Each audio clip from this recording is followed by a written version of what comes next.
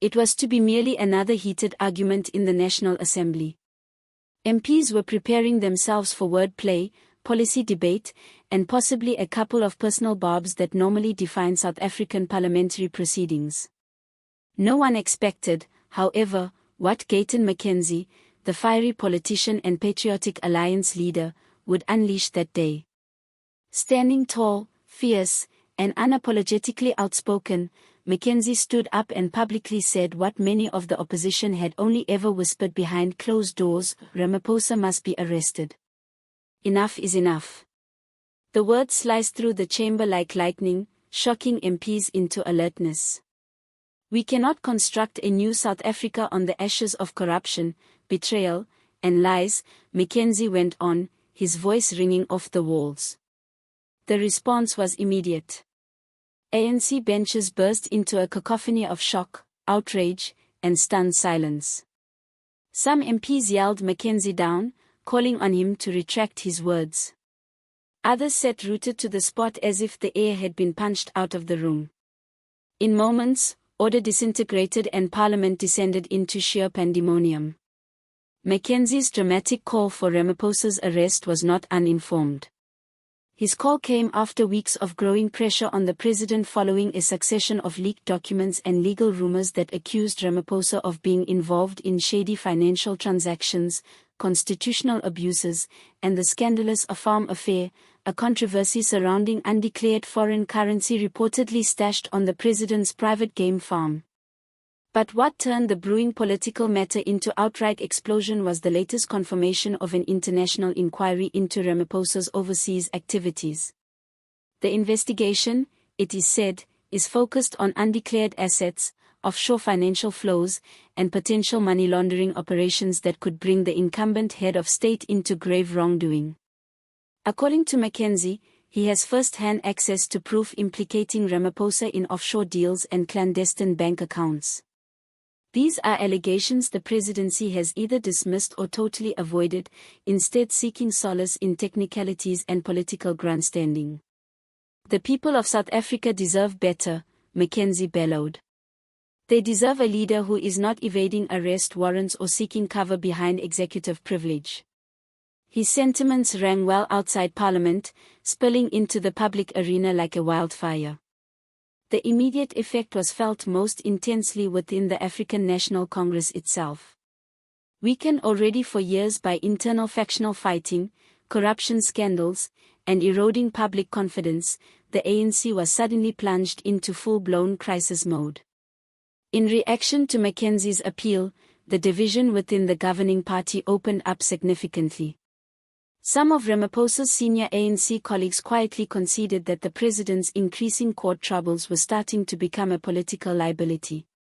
Behind closed doors, they confirmed that the scandals surrounding the president were undermining the party's authority ahead of the next poll.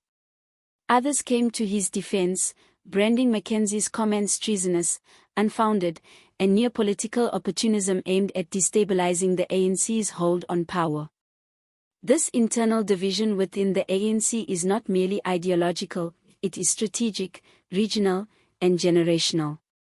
Those who fought in the liberation struggle regard Ramaphosa as a balancer, someone who, for all his shortcomings, can at least keep the party stable in times of turmoil. They fear that ousting him would leave the ANC vulnerable to a risky leadership vacuum.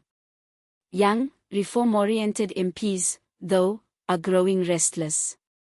They argue that the ANC should sever relationships with scandal-ridden leaders if it is to survive. Holding on to Ramaphosa, for them, is political suicide. The Speaker of the National Assembly tried several times to bring order back to the chamber, but it was too late. Screaming confrontations erupted all over the floor, with members calling each other out for being traitors to the Constitution, covering up for criminals, or turning Parliament into a circus of political showmanship. The chamber was like a powder keg of raw passion, anger, and brinkmanship for the first time in years, and at the root of it all was one man, President Cyril Ramaphosa. Amid the hollering and pandemonium, Gayton McKenzie would not recant his words. "I uttered what millions of South Africans think but are too intimidated to say," he declared. His defiance charged opposition benches and motivated presidential critics who, for months, had demanded explanations for questions that still lingered unanswered. Arguably most deafening in all this political firestorm is the silence from the presidency. Up until now, Ramaphosa has not commented on McKenzie's accusations, so-called evidence, or the increasing demands for openness. His silence only generated more speculation. Has he been told to keep his mouth shut due to pending lawsuits? Is the ANC conducting desperate behind-the-scenes damage control? Or is his silence a tacit admission of frailty, or worse, culpability? Civil society groups, youth movements, and community leaders are no longer waiting for the official word. Already, numerous ones have started organizing protests with plans to march to the union buildings to demand accountability. "We cannot be led by a man who hides in the shadows," one activist said at a rally. "If he's innocent, let him face the music. If he's guilty, he has to go." Nationwide, voices previously reluctant to be heard are now being heard louder and more defiantly. Social media sites are filled with hashtags demanding Ramaphosa resign, and talk radio and town hall meetings are buzzing with outrage and incredulity. Everyday people are weighing in too. Small business owners talk of a president who has been unable to bring stability to an economy bruised by unemployment and load shedding. University students, growing increasingly frustrated at escalating costs and desolate job prospects, insist that the country cannot afford a leader mired in scandal. Pensioners, some of whom survived apartheid and put their trust in the ANC, admit to feeling betrayed by a party that had promised freedom and dignity but now appears beset by corruption from within.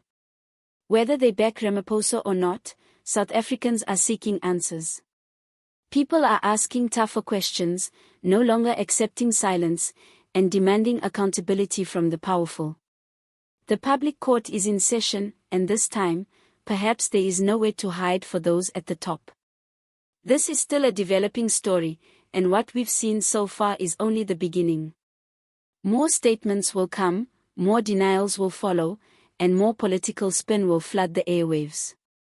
But history has shown that the truth, however deeply buried, always finds its way into the light. The uncertainty over South Africa is not merely about one individual. It is about whether the democratic institutions of this country can keep the mighty in check. It is about whether the ANC, once the pride of Africa's liberation movements, can reinvent itself, or whether it will break under the strain of its own contradictions.